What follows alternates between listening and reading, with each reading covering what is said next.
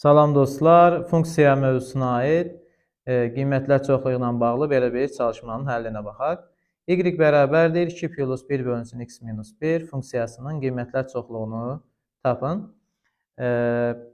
Burada baxdıqda görürük ki, bir də 1 bölünsün x minus 1 var. Bu ifadə məxrəc sıfıra bərabər ola bilmir.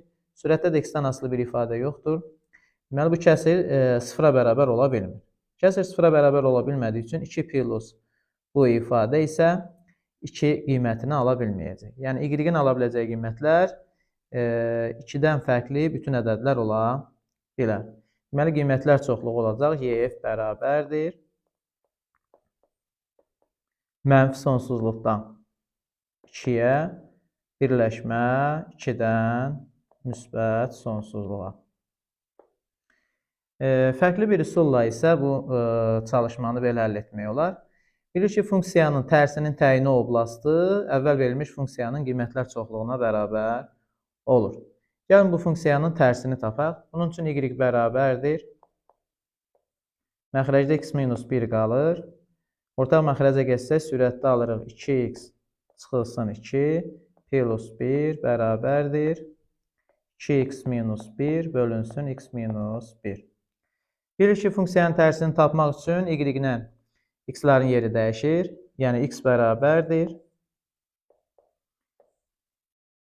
2y çıxılsın 1 bölünsün y çıxılsın 1 kimi yazarıq.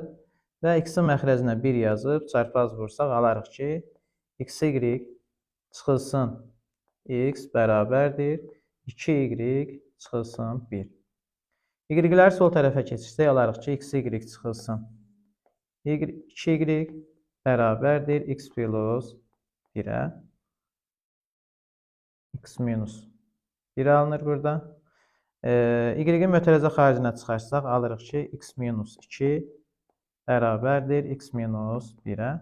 Buradan alırıq y bərabərdir x minus 1 bölünsün x minus 2. Bu tapdığımız funksiya əvvəl verilmiş funksiyanın tərsidir. Bunun təyini oblastı 2-dən başqa bütün ədədlərdir. Deməli, əvvəl verilmiş funksiyanın qiymətlər çoxluğu 2-dən başqa bütün ədədlər ola bilər. Deməli, yenə də eyni cavabı almış oluruq.